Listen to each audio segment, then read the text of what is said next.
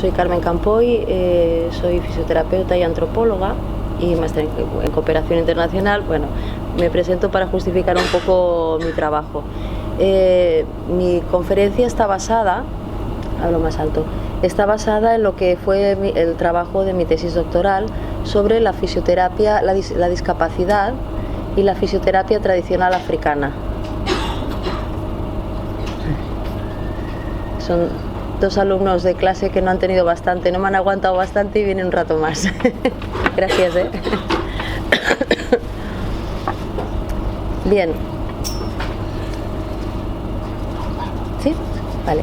Bien, mi tesis doctoral lo que pretendía era estudiar el estado actual de la discapacidad en África Occidental, principalmente en dos países, en Gambia y en Mali.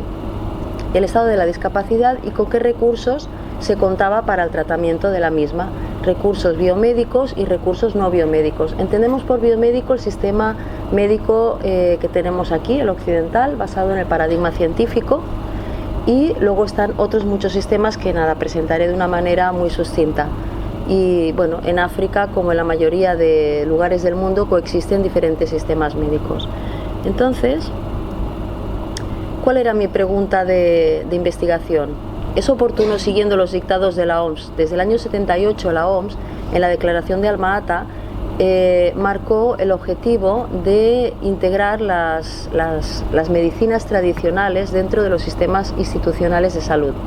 Entonces yo me preguntaba, ¿el mandato de la OMS sería oportuno seguirlo en cuanto a la fisioterapia? Este trabajo intenta dar respuesta.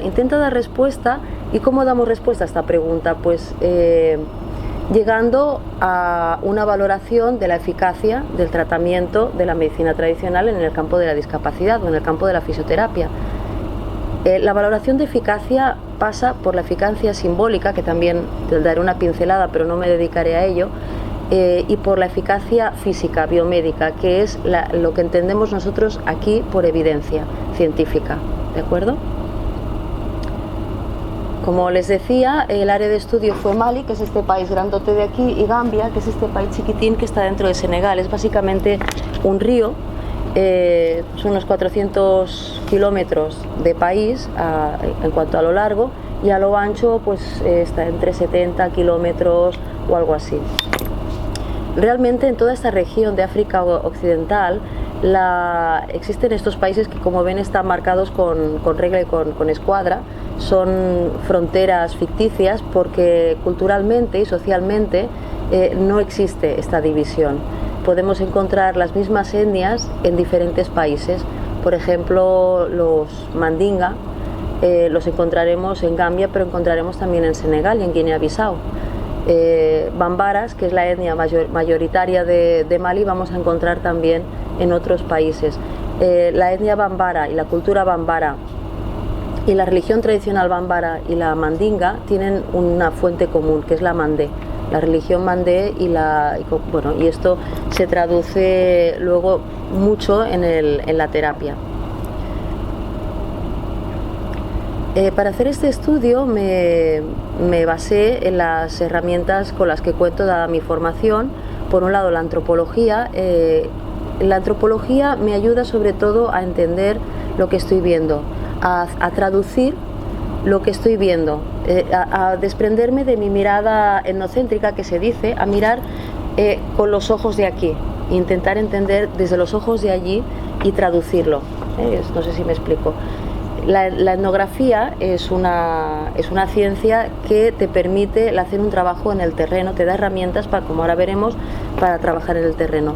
Bueno, la fisioterapia es mi formación de base, entonces, claro, no solo hacía la lectura social, cultural, de lo que estaba viendo, sino también de una manera paralela hacia una lectura biomédica. Si yo veía que un terapeuta, como veréis luego en los vídeos, estaba haciendo una manipulación y había puesto, pues a lo mejor una crema la que había escupido palabras sagradas que ayudan a curar, porque si yo estoy de acuerdo con el terapeuta en que me va a curar, me va a ayudar a curarme. Es parte de la alianza terapéutica. Aparte de esto, iba interpretando desde la mirada de la fisioterapia qué estaba haciendo, ¿no? Si estaba haciendo una traslación de un hueso contra otro, todo esto. Y finalmente la cooperación al desarrollo. ¿Por qué?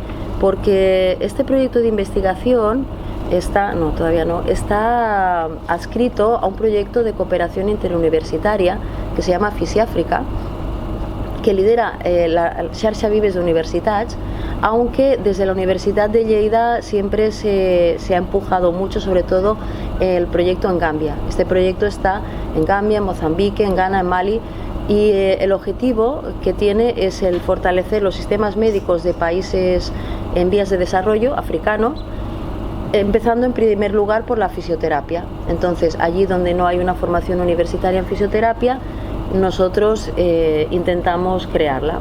De hecho, en Mozambique ya han acabado los estudiantes, ahora están haciendo el trabajo de fin de grado, y en Gambia pues la mitad de los estudiantes los tenemos aquí en Lleida haciendo prácticas, precisamente porque si se creó la formación universitaria en fisioterapia es porque no había, y si no había es que no hay fisioterapeutas con los que hacer prácticas. Hay 2 en todo el país. Entonces ahora están aquí haciendo prácticas en los hospitales, en Arnau, Santa María, en todos los servicios de aquí. Bien, el proyecto Fisiàfrica es interesante dentro de la investigación porque a mí me ha permitido el conocer de primera mano los recursos biomédicos en cuanto a fisioterapia. En Gambia, porque mis colegas, mis socios en este proyecto son los únicos fisioterapeutas que existen en Gambia, por lo pronto los estudiantes son los asistentes, los ayudantes de estos fisioterapeutas, con lo cual uno conoce de primera mano qué se está cociendo dentro de la única sala de fisioterapia que existe en el país, qué pacientes están viniendo, qué tratamiento se está haciendo, qué dificultades y obstáculos tienen los pacientes para llegar. En Mali tuve la suerte de poder contar con una beca y pude estar varios meses en Bamako, con lo cual de lunes a viernes todas las mañanas estaba trabajando como fisioterapeuta voluntaria en el hospital de mayor complejidad de Bamako, y claro, entonces estás conociendo de primera mano, no es lo que te cuenta la gente, sino lo que a ti te llegan los pacientes, y ves, por ejemplo, si los profesionales del hospital están diciendo es que los terapeutas tradicionales hacen mucha iatrogenia. O sea, iatrogenia quiere decir que con su práctica están haciendo algún daño, están produciendo algún daño en el paciente. Si te dicen esto, tú te lo crees o no, pero si tú estás allí y te vienen los pacientes y vas apuntando, mira, este me viene con una fibrosis en un músculo por una inyección puesta por un maestro que estaba formado por un enfermero, esto es iatrogenia. Si me viene un hombro luxado y una parálisis braquial asociada porque un terapeuta tradicional hizo una tracción cuando no debía hacerla, yo apunto, no me lo cuentan, yo lo estoy viendo. Y estoy viendo de qué recursos cuenta el sistema hospitalario en este caso.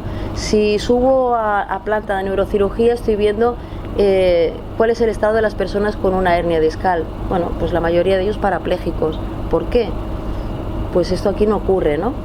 Bueno, por la mañana estaba en el hospital, también estuve varios días en los otros hospitales para no quedarme con una sola imagen y tener sesgo, y por la tarde me dedicaba a hacer de aprendiz de fisioterapeutas tradicionales, o sea, terapeutas tradicionales que trabajan las patologías del aparato locomotor, desde lumbalgias, fracturas, luxaciones, entorsis, bueno, todo lo que hacemos los fisioterapeutas habitualmente. Dentro de la etnografía, como les decía, una herramienta es la observación participante, que es lo que hice, estar con ellos, estar allí como uno más. Y esto te permite llegar mucho más adentro que si haces una entrevista. De hecho, de algo de lo que me di cuenta es de que, por ejemplo, en Gambia, hace años que voy a Gambia, pero voy poquito tiempo siempre. En Gambia había hecho muchas entrevistas a muchos terapeutas tradicionales y me decían una serie de cosas que coincidían. En Mali estuve menos veces, pero mucho tiempo, y tuve ocasión de no solo entrevistar a los terapeutas, sino de sentarme al lado un día y otro y ver qué es lo que estaban haciendo. Y me di cuenta de que muchas veces no coincide lo que te dicen con lo que hacen. Y aquí este punto es interesante porque en el discurso de las personas hay una intencionalidad detrás. ¿Por qué alguien me dice que hace esto cuando realmente está haciendo lo otro? Por ejemplo, en ese sentido, descubrí, es curioso que lo descubrí aquí en Lleida, un elemento que para mí es importante, en el cual me habían mentido. Me habían mentido casi todos en Gambia y casi ninguno en Mali. Según la mayoría de terapeutas, cuando realizan terapias,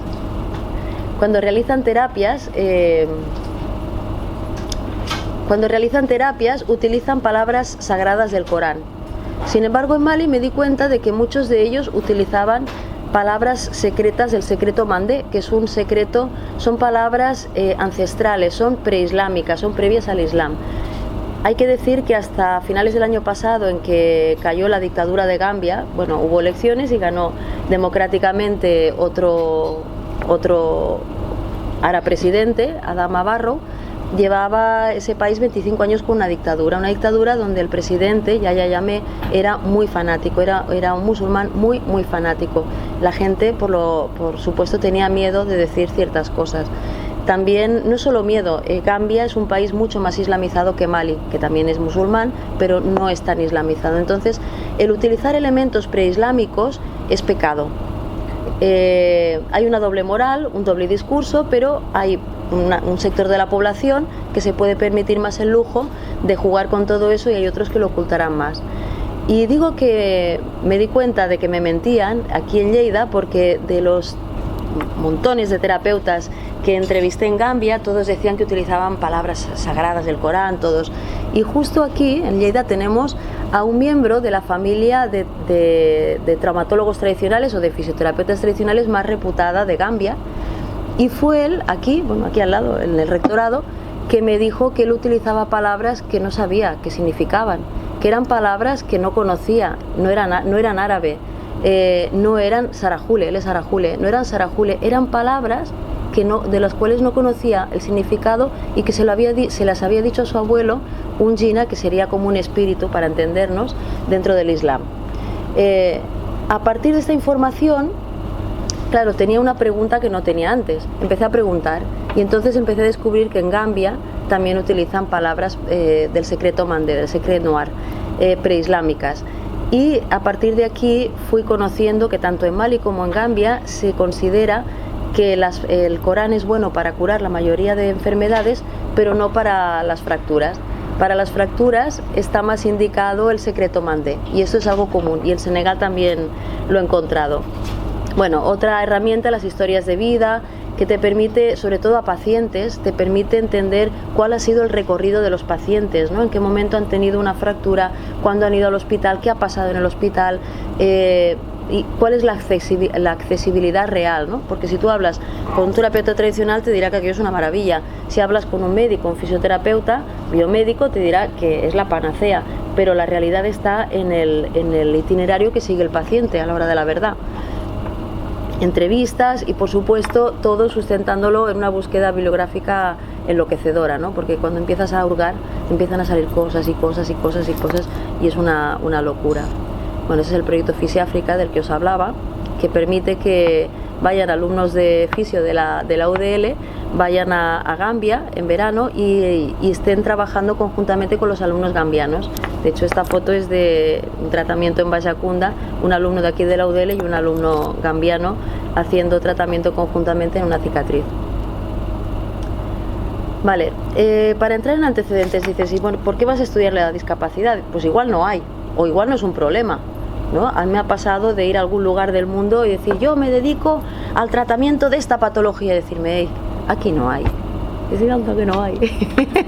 Anda que no hay, sí que hay, pero bueno, siempre hay intereses, ¿no? Bueno, pues entonces lo primero que hay que saber es si vale la pena meterse en ese sarao, ¿no? Hay que estudiarlo, no hay que estudiarlo. Bueno, ¿qué ocurre con la discapacidad en estos países? Bueno, pues vemos que la mayoría de enfermedades o de causas de muerte en el mundo y sobre todo en los países en vías de desarrollo y también en África, aquí lo digo en conjunto pero he estudiado también sectorialmente, la mayoría de enfermedades que producen la muerte, las primeras 20 enfermedades que producen la muerte, tienen secuelas funcionales. En azul tenemos las enfermedades transmisibles, la tuberculosis, da muchísimos problemas respiratorios. En Gambia, por ejemplo, la media de tuberculosis es mucho más alta que en el resto de África. Problemas respiratorios, pero no solo respiratorios, Yo he visto en Mali, por ejemplo, en el hospital, ¿no?, de Mali, en el Gabriel Touré, una chiquita de quizá tenía 15 años que había hecho una tuberculosis ósea. Sabéis que la tuberculosis se puede trasladar a los huesos, y su columna vertebral estaba así. Se había fracturado y había quedado, en vez de así, como debería ser, así.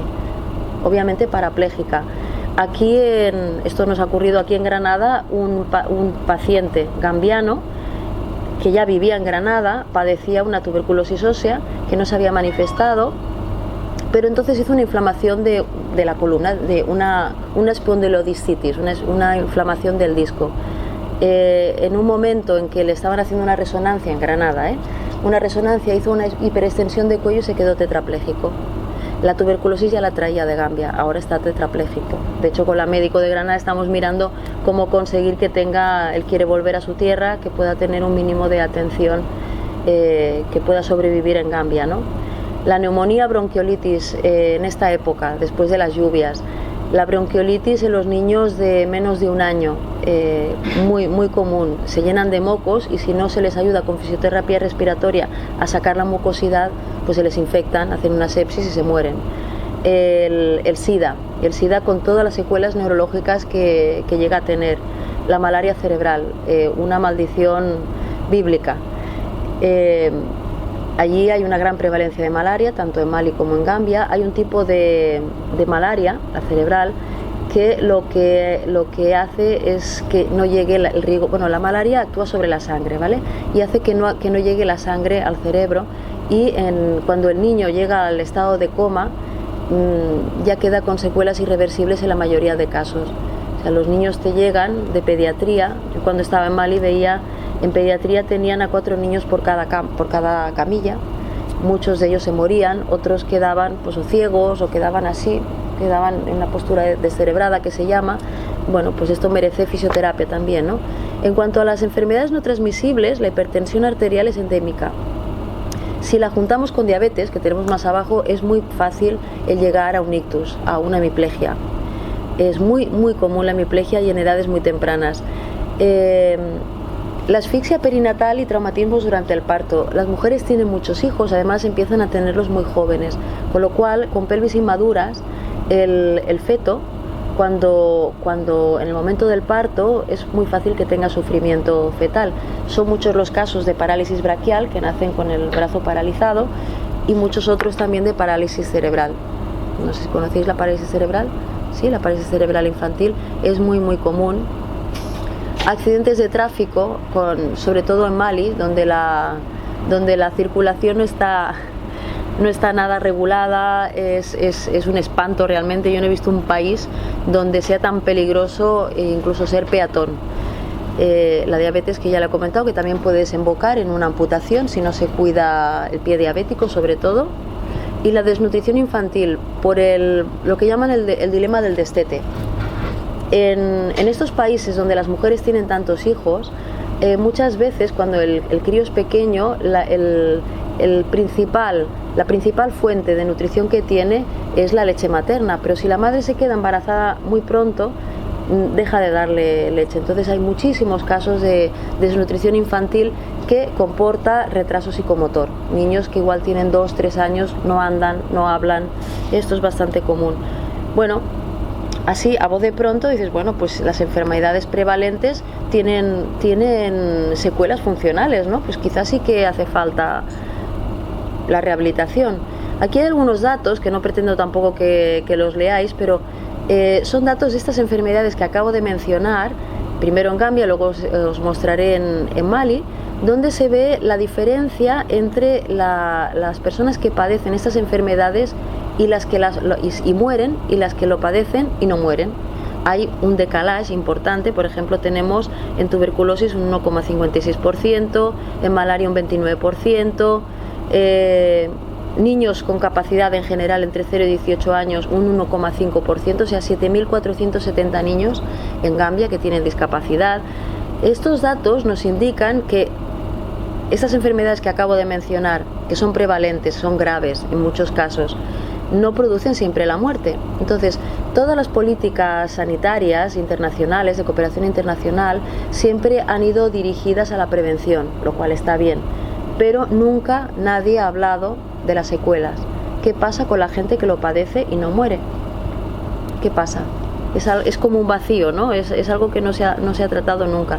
En Mali vemos, pues por ejemplo, que de SIDA los supervivientes serían 9%, perdón, de tuberculosis tenemos un 80%, bueno, por 100.000 habitantes, perdón, de malaria 20.312 casos, la prevalencia, la incidencia es alta, pero la supervivencia también.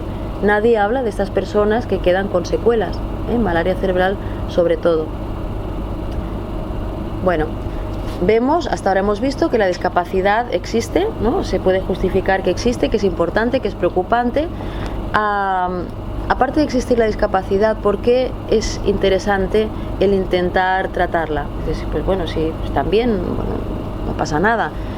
Entre otras causas, aparte de la calidad de vida, porque existe un círculo vicioso entre discapacidad y pobreza, un doble círculo vicioso. La persona discapacitada supone una fuente de pobreza en el núcleo familiar. ¿Por qué? Porque esa persona no va a ser una unidad productiva.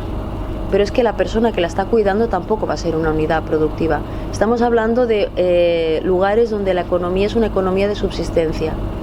Si nos quedamos sin dos elementos productivos, estamos cayendo en un círculo vicioso de pobreza.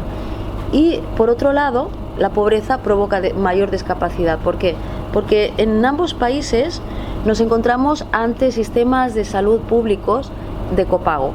Es desde el acuerdo de Bamako, o la iniciativa de Bamako en el año 87, desde las entidades nacionales e internacionales de salud se pretendió dar más protagonismo a la comunidad en los servicios sanitarios públicos, y eso se tradujo, entre otras cosas, en que se paga. Por ejemplo, yo he visto en Mali morir niños de malaria porque los padres no podían pagar la sangre para una transfusión o no podían pagar la artemisina. En el hospital el paciente tenía que comprar los guantes, el Kleenex que usabas para la mucosidad del niño, el esparadrapo, todo. Si estuviéramos ante sociedades ricas, pues dices, bueno, no pasa nada, ¿no? Pero nos encontramos ante sociedades donde más de la mitad de la población vive bajo el umbral de pobreza, con lo cual la sanidad pública y en cuanto a la discapacidad también es un bien, es un recurso al que no tienen acceso en muchos casos. Luego hablaré un poquito más de eso. Por otro lado, vemos que existen políticas dirigidas a la discapacidad, tanto internacionales como nacionales, pero en todos los casos van dirigidas a la integración social del discapacitado, a la educación, lo cual también está bien, pero no hay ninguna que se centre en los recursos de rehabilitación de la persona discapacitada. ¿Cómo vamos a rehabilitar, cómo vamos a recuperar a esta persona? A nivel físico, a nivel mental, a nivel sensorial, a nivel de lenguaje. No hay ninguna, solo hay la convención que está por aquí, la Convención de los Derechos de las Personas con Discapacidades, que menciona la importancia de la rehabilitación, pero no existen planes reales dirigidos en este sentido, lo cual resulta sorprendente, ¿no? Bueno, esto se traduce en que la cantidad de profesionales de rehabilitación que existen en estos países es absolutamente ineficiente, es deficiente. De hecho, se han hecho estudios en diferentes países donde se pasaba encuestas a las personas discapacitadas y a las personas discapacitadas. Una pregunta era si había discapacidad y otra pregunta era si percibía que precisaba de rehabilitación, y de rehabilitación o de otros recursos. Una silla de ruedas también sería parte, ¿no?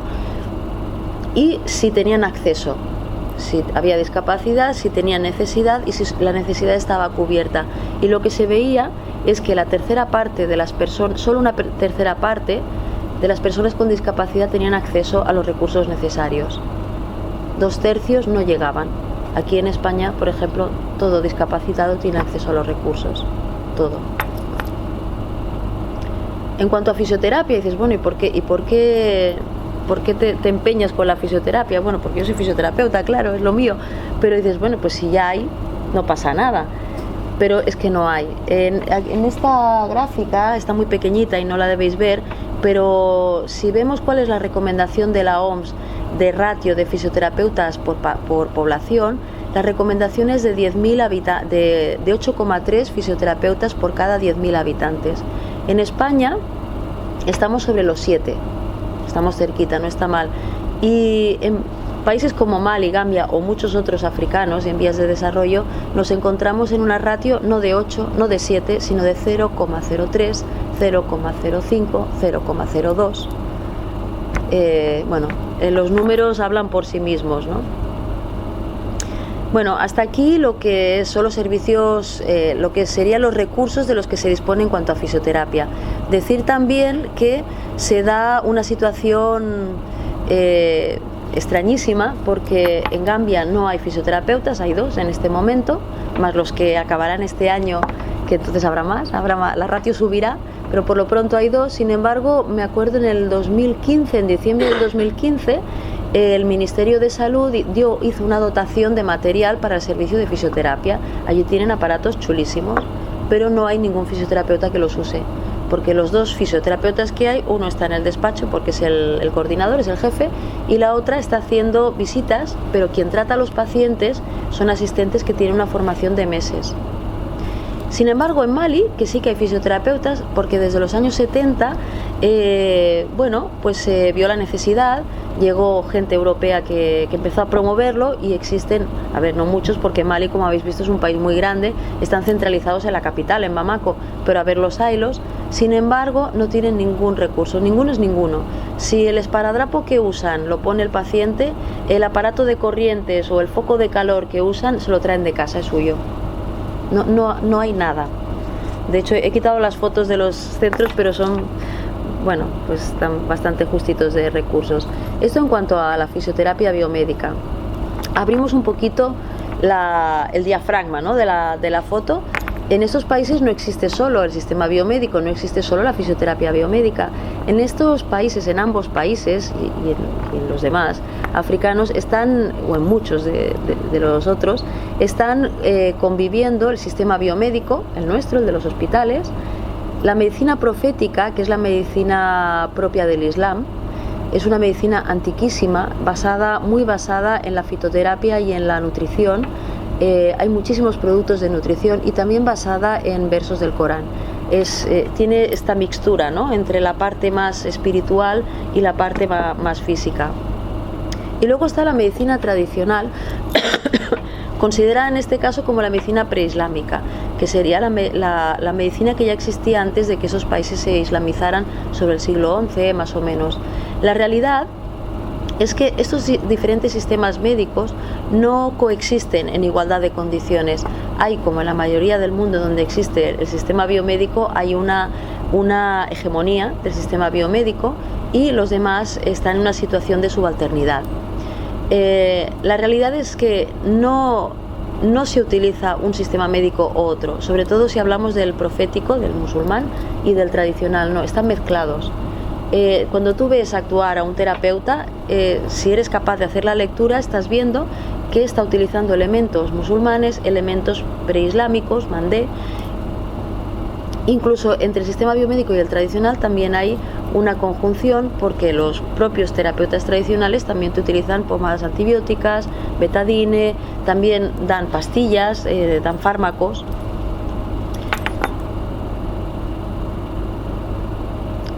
Bueno, aunque me fundo y me baso en esta charla en el análisis biomédico, creo que no se debe olvidar, bueno, estoy convencida de que no se debe olvidar el análisis antropológico solo porque la eficacia simbólica que nos permite entender no es menos importante que la eficacia física, biomédica, científica.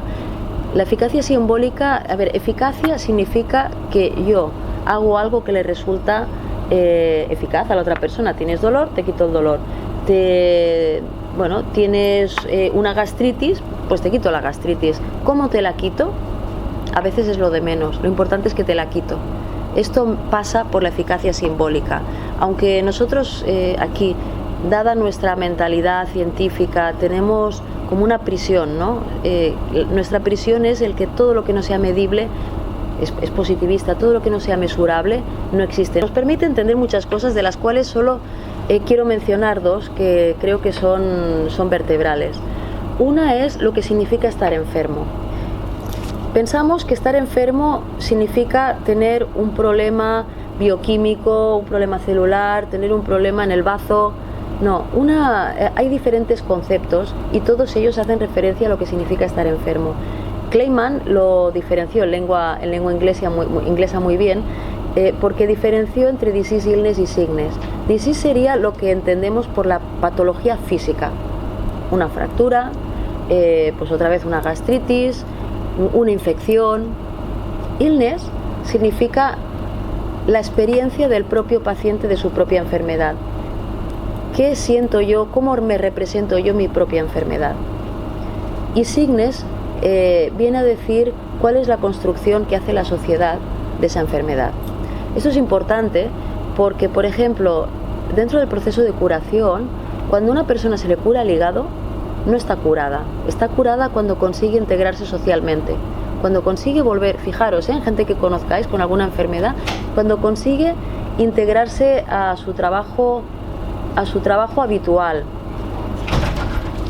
cuando consigue seguir manteniendo su rol familiar, social, se considera que está curada. Una persona dice, mira, pues ya he salido de un cáncer, pero la ves ahí en un rincón y no come, y no se relaciona, y no trabaja, y dice, pues no debe estar curado, ¿sí o no? ¿Sí o no? La curación pasa por lo social, la enfermedad pasa por lo social. Es tan importante, a ver, el sufrimiento, que es lo importante, no pasa solo por el cuerpo, pasa por la psique y pasa por la sociedad. Entonces, partiendo de esta base, depende de la representación que hace cada sociedad de lo que significa estar enfermo, dependerá la validez de las técnicas que se utilicen para curar. Si una sociedad está de acuerdo en que estar enfermo significa haber transgredido alguna norma social o haber enojado a los dioses, esta persona se curará cuando haya hecho algo, un sacrificio, una ofrenda, un ritual, para arreglar ese problema de transgresión. Y eso es compartido y es cierto. Y luego otro elemento que también hay que tener en cuenta es que, así como nosotros con más o menos fortuna diferenciamos entre lo que es enfermedad y todas las demás, los demás problemas que podamos tener, en estos países un problema de salud, un problema amoroso, un problema laboral, comparten un mismo concepto, que es el concepto de infortunio. Infortunio es todo. Y esto explica que para una persona sea válido el que alguien profiera unas palabras sagradas, que se entienden que son sagradas y tienen poderes sobrenaturales, sea tan válido como que haga una manipulación física. ¿Sí?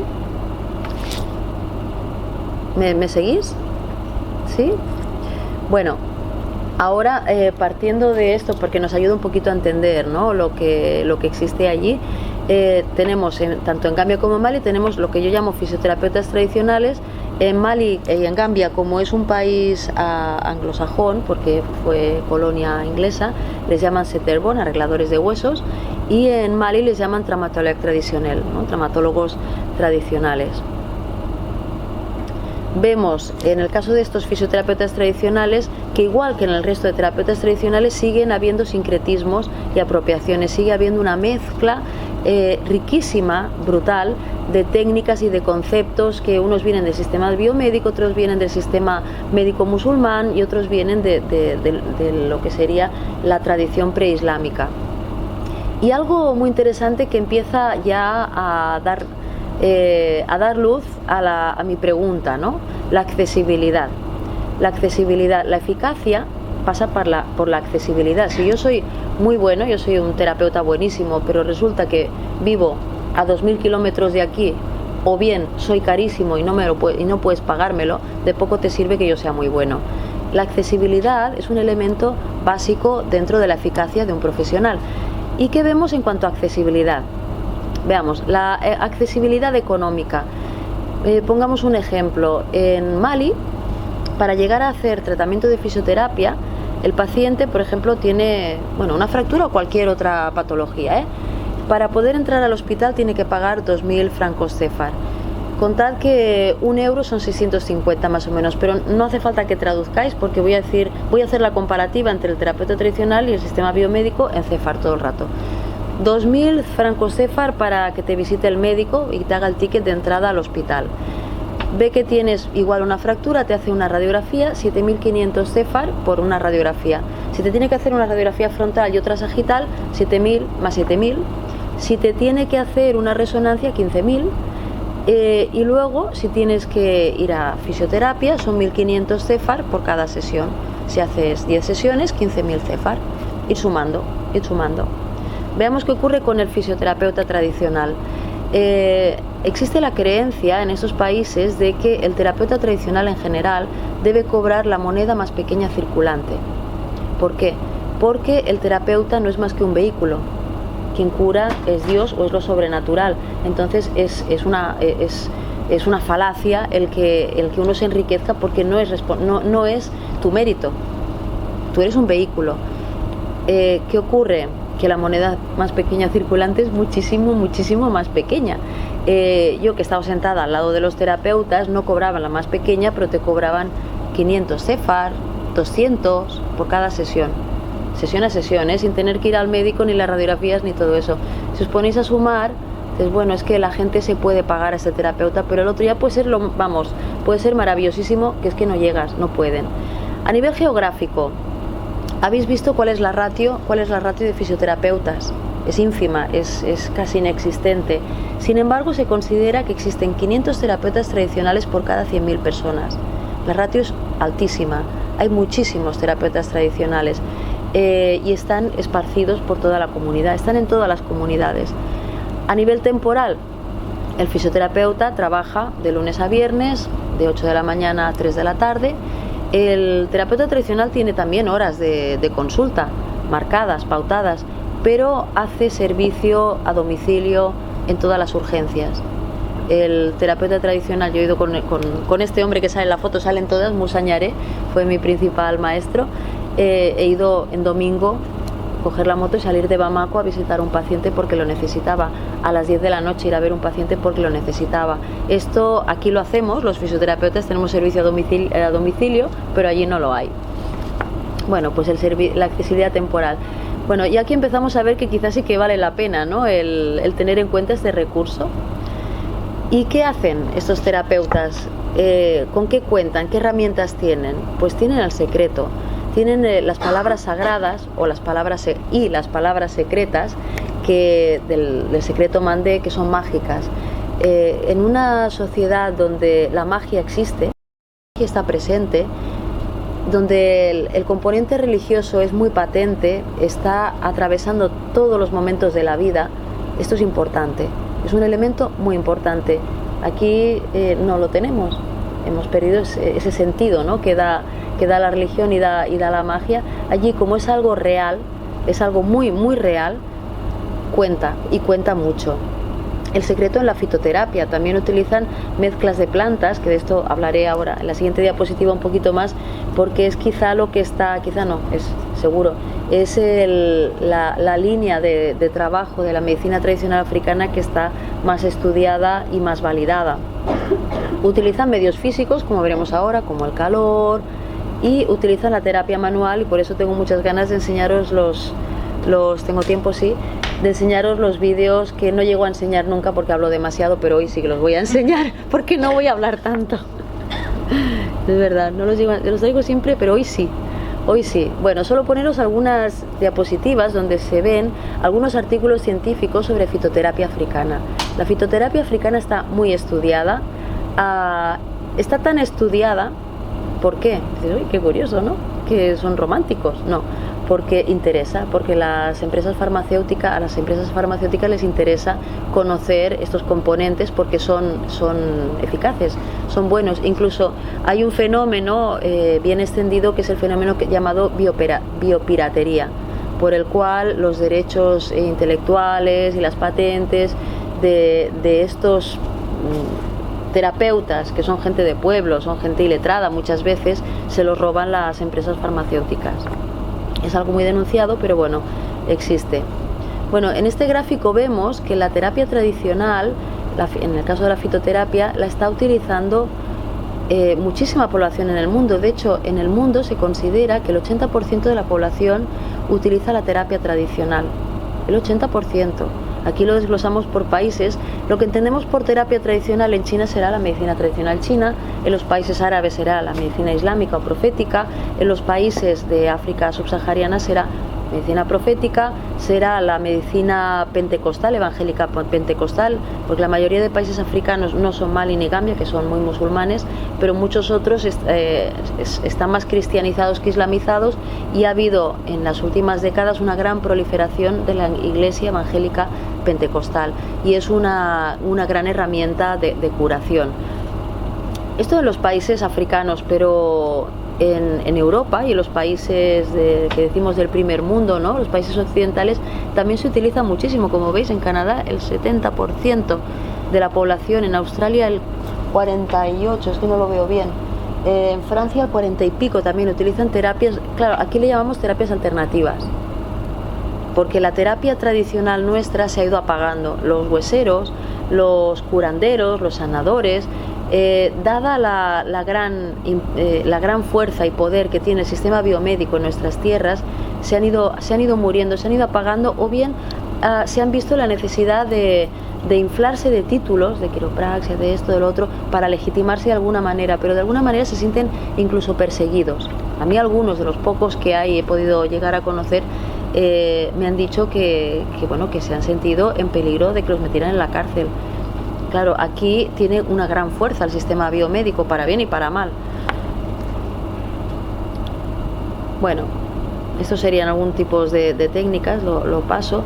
Bueno, y aquí, que no se ve bien, ni vosotros lo veis bien, yo lo veo un poquito, viene a mostrar cuáles son a qué van dirigidas las políticas respecto a la terapia tradicional y sobre todo a la fitoterapia.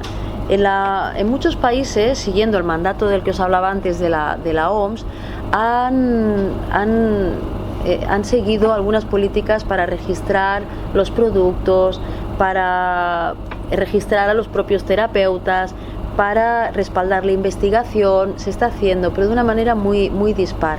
Por ejemplo, en Mali, que es uno de los países donde más trayectoria tienen en ese sentido, los propios componentes del sistema de salud público, a mí me lo decían, de la traumatología tradicional no sabemos nada. De fitoterapia saben mucho, pero de traumatología, ¿qué está pasando ahí? No saben nada, no, es algo muy desconocido.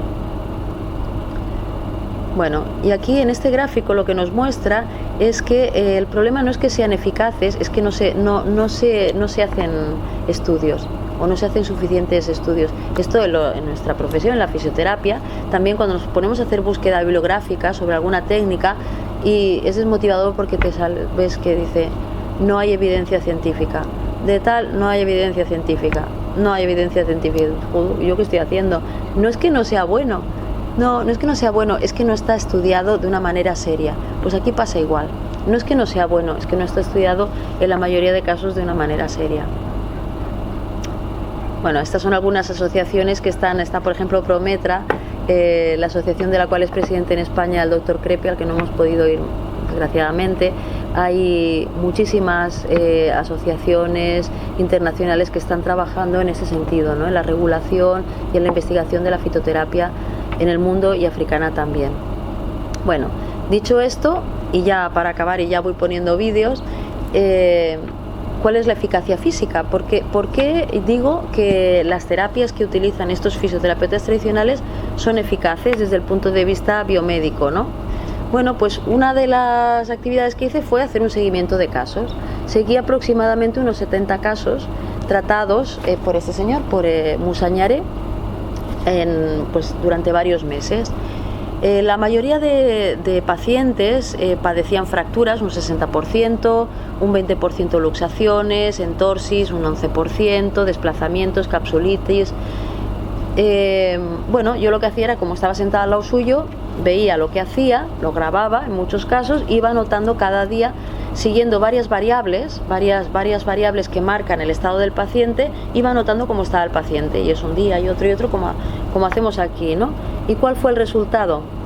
Bueno, pues que valorando desde fatal hasta excelente, ¿no? Del 0 al 5, todos los indicadores estaban por encima del 60%, en todos los indicadores daba excelente, ¿vale? Los números que saco aquí son solo los excelentes.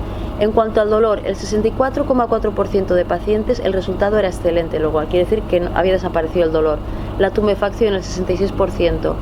En cuanto a si habían recuperado la marcha, ¿no? La deambulación, el 66% también. En cuanto a la recuperación del rango articular, recordemos que la mayoría de casos eran fracturas, un 83%. En cuanto al estado de las heridas, que las trataban con unos polvos que provienen de un fruto, el cañacoró, y incinerado y pulverizado, y si eran heridas de mucho tiempo de evolución, cañacoró con los huesecillos que hay en los muros de adobe, que son de gallina o del bichito que hubiera cuando hicieron el muro, pues mezclados, incinerados y pulverizados. Utilizando este producto, el 100% de las heridas, incluso heridas que hacía meses que estaban en curso, hasta que llegaron al terapeuta, el 100%, o sea, todas ellas se curaron perfectamente. Y la funcionalidad, que es lo que interesa al final de los finales, en el 67% de los casos era excelente el resultado. Bueno, yo pienso que esto es bastante indicador, ¿no? Aquí tenemos, por ejemplo, una fractura, veis arriba la radiografía, como el desplazamiento, y abajo veis antes de la reducción y después. Se ve brillante porque había puesto manteca de karité y queda brillante. Igual se ve así. ¿No veis? Se ve que aquí tiene esta forma así hacia abajo, que es lo que estamos viendo allí, y aquí está recto. No sé si se aprecia bastante. Aquí tenemos otro caso de una señora con una fractura de coles. Esta fractura de coles de radio y cúbito. Nosotros aquí también le llamamos, fractura en tenedor, porque estamos acostumbrados a que quede con esta forma de aquí, así. Y es normal, pero cuando le llegó esta señora después de mucho tiempo con esa fractura a Musañaré, él consideró que estaba mal encarado, y de hecho lo estaba. De hecho las dejamos mal encaradas, y volvió a fracturarla y quedó así. ¿Lo veis? Mejor que nosotros, ¿eh? Bueno, ¿qué técnicas utilizan? La manipulación, la quiropraxia, el masaje, la inmovilización, la sangría, y aquí es donde os voy a enseñar algún vídeo que le intentaré quitarle la voz. Bueno, este es cómo hace la sangría. La sangría, lo vais viendo y yo voy hablando mientras tanto. La sangría es una técnica que aquí se utilizaba hace décadas, y en África lo siguen utilizando. Sobre todo se utiliza en la medicina islámica y ¿me estáis escuchando aparte de mirar? ¿Sí? Si no me enfado, ¿eh? Se utiliza en la medicina islámica y en la medicina tradicional china. En la medicina tradicional china la sangría se hace con un martillo, con clavitos que hacen toc, toc, toc, toc, toc, y sacan sangre. Los musulmanes utilizan cuchillas y hacen tac, tac, tac, hacen varios golpecitos, y históricamente, y todavía hay gente que lo sigue haciendo, utilizan cuernos para succionar la sangre. La mayoría de casos se han ido modernizando. Los musulmanes que hay aquí en Lleida también utilizan estas ventosas. Utilizan ventosas y pistolas de vacío de origen chino para sacar la sangre.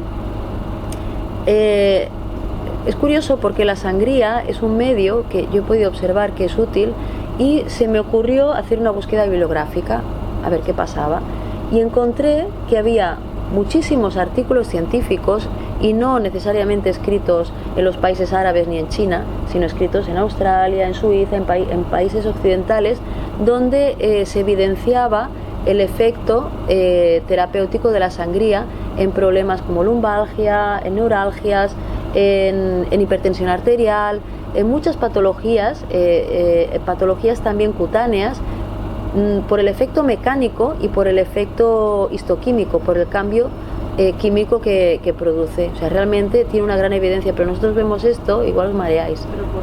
Sí, te veo. ¿Pero por qué? ¿Por qué qué? ¿Por qué mejora? ¿Por renovar la sangre hace que a lo mejor la...? Bueno, ellos consideran... Sí, la base a nivel histoquímico ya no es mi terreno y tengo los artículos, pero a mí me cuesta más decirlo, ¿no? Pero a nivel físico, por ejemplo, ellos lo utilizan en las contracturas. Sabéis que a las contracturas los fisioterapeutas ahora acostumbramos a decir tienes un punto gatillo, y hacemos la punción seca, ¿no? Las agujitas, tiqui, tiqui, tiqui, tiqui. Bueno, lo que se pretende con la punción seca es hacer una disrupción mecánica en el punto aquel que está como fibrosado. Claro, ellos lo que hacen es que consideran que hay sangre seca, sangre negra, que dicen. Lo que hacen es liberar de sangre, de toxinas, y que circule bien la sangre y se nutran bien los tejidos. Es mucho más expeditivo que lo que hacemos nosotros. De hecho, el año pasado volví a Mali y le llevé a este terapeuta que estáis viendo aquí, le llevé un libro sobre síndrome miofascial, sobre el punto gatillo, con todo el mapeo de puntos gatillo que lo describieron Travelísimos, unos americanos que son los padres del tratamiento del síndrome miofascial, y le llevé ese libro con todo el mapeo, y el hombre lo iba leyendo y se iba riendo y me decía: Carmen, pero si esto es lo que hago yo, son los mismos puntos que trato yo, ¿no lo ves? Decía: sí, ya lo veo, ya lo veo. En las rigideces articulares también, bueno, es muy sencillo, liberas de sangre y dejas que aquello circule y que se sane, claro. Os pongo otro, por si que no quiero que os mareéis. Yo debería tener por aquí los otros vídeos, ¿o no? Vale, espera. Pongo otro. Por ejemplo, la quiropraxia de este mismo hombre. Bueno, aquí está haciendo masaje, paso un poquito para adelante. Guantes, betadine, pomada antibiótica. Ahora está petando, desbloqueando la espalda, que habría que decir.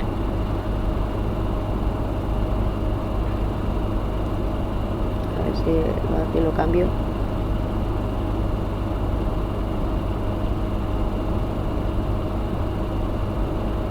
Ahora ha puesto la rodilla y está desbloqueando, ha hecho clac con la rodilla, no sé si lo habéis visto, está desbloqueándolo. Este hombre es Brahma Guindo, es de origen Dogon y vive también en Bamako. Esto no es muy diferente de lo que hacemos nosotros. Paso un poquito. ¿Ves? Aquí es donde le hace luego la sangría, es el mismo hombre, ¿eh?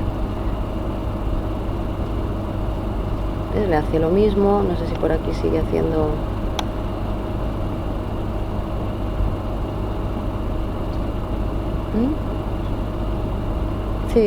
Sí, no, y aquí, bueno, está desbloqueando todas las articulaciones, ya que está puesto. Bueno. Inmovilización, masaje, manipulación. Bueno, sigo con este un poquito más antes de que me echéis. La sangría, como ya habéis visto. Sí, es en puntos y no usan, ¿cómo se llama? Los bichitos, no me sale el nombre ahora. Sanguijuelas, no usan sanguijuelas. La baba de la sanguijuela tiene un poder, tiene una propiedad anestésica. Por eso la gente cuando le pican no se enteran. Pero también se utilizan, he encontrado muchos artículos sobre el uso de la sanguijuela por el efecto de la sangría en sí mismo y luego por el efecto antálgico, anestésico. Sí, algunos ejemplos de tratamiento. Los abscesos los tratan o con los este de arriba es un punzón de erizo desinfectado, y esto de aquí abajo es un hierro que lo queman y lo utilizan para el tratamiento de los abscesos. El tratamiento de las cefaleas, os voy a enseñar un vídeo que no os va a gustar. No, eso es un chiste, eso yo lo he visto también, pero eso es un chiste. Tú no mires. Esas agujas están desinfectadas previamente, las ha quemado, entonces pincha las coanas, sí, y hace sangría, y mientras ella va soltando, bueno, ahora no lo pondré todo, pero ella empieza a soltar sangre, moco, mucosidad, sangre, y él va haciendo un masaje a nivel suboccipital y de cuello y va drenando. Impresionante, ¿eh? Para la cefalia tensional, para el dolor de cabeza. Sí, lo que sale aquí, ya os lo quito ya, cuando ves donde echan la sangre, ellos le llaman sangre seca, pero realmente es impresionante porque la sangre está coagulada ya cuando sale. O sea, dices, algo de seco debe tener eso, aunque en el contacto con el aire ya se sabe que se coagula, pero es que en el momento en que hace la sangría, no sé si se ha podido ver en otro vídeo, cuando echan la sangre ya está coagulada, ya está dura. Dices, pues algo debe haber de cierto, ¿no? En que está La disfunción temporomandibular, esta también me gusta mucho, esta no da cosa, ¿eh? Este es bonito, porque además, este es bonito porque cuando aquí nosotros, cuando una persona tiene una disfunción temporomandibular, hacemos maniobras para adelantar la mandíbula para recolocar el menisco que hay en la articulación. Esto el año pasado en las jornadas que hicimos de fisioterapia nos explicaban las maniobras para recolocar el menisco articular, y lo que hacíamos no lo hacíamos tan a lo bestia, sí, ni ponemos nuestra cabeza con el paciente, pero lo que estamos haciendo es adelantar para recolocar. Es exactamente lo mismo. Este muchacho cuando llegó no abría la boca y aquí ya sonríe. Bueno, no, a ti no te ha pasado nunca de que hagas así y notes clac, clac, clac, clac, clac, clac, o se te quede aquí la boca. A veces pasa eso. Esto es porque aquí hay mucha tensión y el menisco que hay dentro de la articulación queda trabado, queda como luxado. Y eso es lo que le había pasado a este chaval.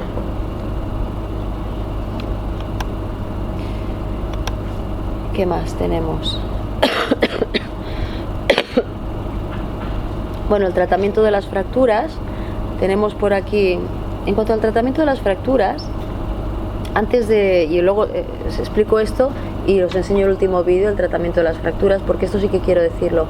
Si en el tratamiento de muchas patologías he visto que son eficaces, en el tratamiento de las fracturas resulta impresionante porque hay varios elementos dentro del protocolo de tratamiento de la fractura que son mejores que los que utilizamos nosotros. El primero es que ellos, como veis aquí, inmovilizan, no inmovilizan con yeso. De hecho, la gente va al hospital, le hacen radiografías y con la radiografía se va al terapeuta tradicional directamente. Algunos se dejan poner el yeso y cuando van al terapeuta tradicional les quita el yeso. De hecho, yo a todos ellos, a esos terapeutas, cuando una de las veces que volví aquí, les pregunté qué puedo traerte que tú no encuentres aquí. Todos me pedían tijeras de cortar yesos, y tienen yesos, así una montaña de yesos en casa. Claro, uno dice, ¿por qué hacen eso? ¿Por qué van al hospital, te ponen el yeso y te vas a este hombre a que te haga todo esto? Pues muy sencillo, porque como veréis ahora por lo que voy a explicar, la técnica que utilizan en la inmovilización de las fracturas es tan exquisita que cuando ha venido el sistema biomédico y te pone un yeso y te deja encerrado el miembro ahí durante meses, 1 mes y medio o más, ellos están convencidos de que cuando te quiten el yeso te tendrán que cortar el miembro. Y a veces es cierto, porque además allí no hay las medidas de asepsia. Ahora veréis por qué. Para empezar, ellos inmovilizan solo el segmento óseo, no inmovilizan las articulaciones adyacentes. ¿Qué pasa? Que nosotros inmovilizamos las articulaciones adyacentes, con lo cual, cuando al paciente le quitan el yeso, el problema ya no es la fractura, es la rigidez articular. De hecho, nosotros en los servicios de rehabilitación tenemos montones de pacientes que están meses viniendo, sufriendo muchísimo, porque claro, aquí ves a los terapeutas y dices, ¡hala, qué burro! Pero es que lo que hacemos nosotros, en nuestros servicios se oyen gritos también. Cuando movilizas una rodilla, eso duele. Vienen pacientes que están meses padeciendo un gran sufrimiento por la rigidez articular secundaria a la inmovilización. Ellos inmovilizan solo el segmento. Dices, pues no será tan eficiente, pues claro, debe bailar. Pues ahora veréis. Nosotros ponemos un yeso rígido. Ahora últimamente estamos poniendo férulas que se quitan y se ponen y se pueden colocar mejor, pero históricamente, y allí por supuesto siguen haciéndolo, poníamos y ponemos todavía, porque yo sigo viendo yesos, ponemos yesos. ¿Qué pasa? Cuando tú tienes una fractura, el miembro está tumefacto, por definición. De hecho, cuando vemos una fractura sabemos que es una fractura por la tumefacción. Luego harás la radiografía y lo constatarás. Claro, cuando pasan unos días baja la tumefacción y el yeso empieza a bailar. Pues claro que necesitas inmovilizar aquí y aquí y aquí o donde sea para fijar al hueso, porque es que no se está ajustando a la superficie del miembro. Sin embargo, ellos utilizan o la malla de palos que habéis visto antes atadas con cuerdas, o bien Ñaré utiliza cartón ondulado normal, de cajas, con las líneas estructurales longitudinales al hueso fracturado. Si además, si hace falta, bueno, primero reduce la fractura, claro. Si hace falta, pone algún cachito o algún cachito de teja para localmente en el lugar de la fractura, para acabar de resituar y de mantener la fijación del foco de fractura. Bueno, ¿qué pasa con este tipo de Inmovilización, si enrollas así el cartón y pones venda elástica encima, como venda de crepe, cuando aquello está más tumefacto el cartón hace así, cuando está menos tumefacto el suelo se cierra y siempre está adherido a la piel, siempre está inmovilizándote. Por eso, entre otras cosas, no necesitan inmovilizar las articulaciones, porque lo que es los dos segmentos óseos los están inmovilizando de verdad, no como nosotros. Y para acabar, así como nosotros ponemos el yeso y lo dejamos, ellos cada 2 o 3 días visitan al paciente, retiran la inmovilización, miran que realmente esté bien reducido, si hay una herida la curan, miran que todo esté correcto y vuelven a poner la inmovilización. Claro, si tú estás acostumbrado a este tratamiento y viene un tipo y te pone un yeso y dice, va para tu casa y ven dentro de 2 meses, dices, perdona, perdona, ¿sí o no? De hecho, yo cuando estaba allí pensaba, si tienes un accidente, que era fácil, era muy fácil, ¿dónde vas? ¿Al hospital donde trabajas o al terapeuta con el que estás aprendiendo? Si tienes una fractura, ¿no? Yo me lo preguntaba, porque realmente allí cada semana veía un accidente delante de mis ojos. Eso quiere decir que había muchos más, ¿no? Y yo ya lo tenía decidido, yo me iba al terapeuta tradicional, a este hombre, no me iba al hospital donde yo trabajaba. Bueno, finalmente vemos que la eficacia pasa por la técnica física, por la técnica espiritual, emocional, porque la persona tiene muchas dimensiones, no es un brazo ni un hígado, y pasa por la accesibilidad. Si tú tienes un profesional que te está tratando desde todas aquellas dimensiones tuyas, desde las que tú necesitas que te ayude, y además es accesible, eso es eficaz, ¿no? Bueno, la conclusión finalmente, bueno, pues que hay que tienen gran eficacia simbólica y física, la técnica de inmovilización es óptima, la accesibilidad es alta y además está acorde con los recursos disponibles. El sistema biomédico en esos países no tiene recursos terapéuticos ni diagnósticos en muchos lugares. Sin embargo, ellos necesitan hierbas, necesitan palos, necesitan cartones, necesitan el Corán. Todo eso lo tienen. Bueno, y finalmente, claro, la conclusión de mi trabajo es que hay que seguir trabajando, creando fisioterapeutas biomédicos para que la ratio suba y fortaleciendo a los fisioterapeutas tradicionales, porque lo bueno no es ni lo uno ni lo otro, lo bueno es trabajar conjuntamente, el disponer de los mejores recursos posibles, ¿no? Vengan de un lado o vengan del otro. Y de hecho en eso estamos, ¿no? En Gambia estamos haciendo jornadas de intercambio de conocimiento entre los terapeutas tradicionales y la Facultad de Medicina. Y son ellos, después de 2 años, ya son los propios de la Facultad de Medicina que lo están pidiendo. Queremos hacerlo, pero queremos hacerlo a lo grande. Queremos hacerlo no un ratito, una mañana, no. Vamos a hacer unas jornadas como Dios manda, porque ven que existe la necesidad. ¿Queréis que os enseñe un vídeo de la inmovilización?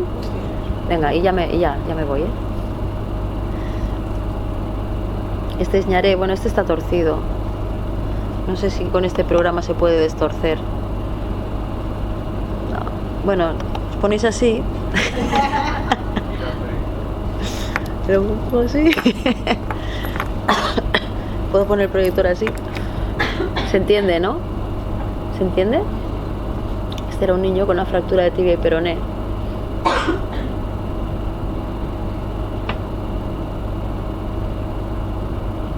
El cartón.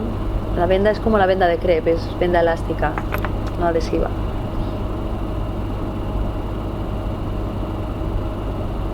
Esto que está poniendo es agua caliente que está mezclada con varias hierbas. La hoja esta la utiliza él como guante. Él no tiene guantes, entonces lo utiliza para evitar transmisión de enfermedades.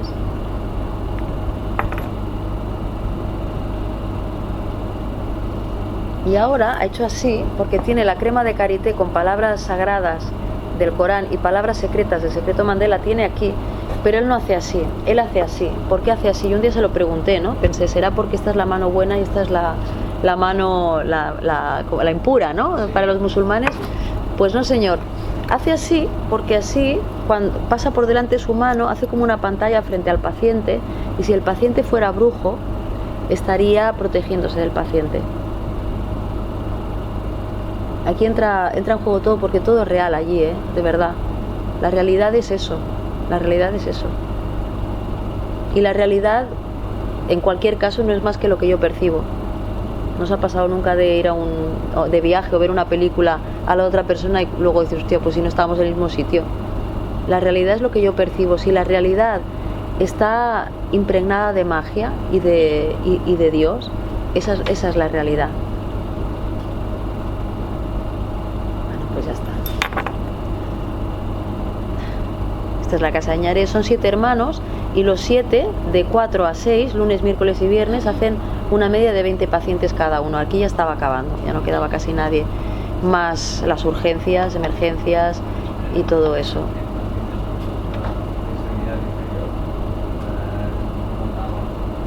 Sí. Bueno, uno de los ítems que valoré fue la marcha. Por eso, cuando yo digo que el resultado es excelente, es que el paciente está andando sin ninguna ayuda. Ah, vale, bueno, andaban agarrados de dos y luego ellos no tienen muletas, bastones ingleses, tienen muletas axilares. De hecho, Ñaré tenía un montón de muletas axilares en una pared con un clavo puestas y se las dejaba a los pacientes y luego se las devolvían. Y nada, pues gracias en varios idiomas de estas tierras, muchísimas gracias por la paciencia.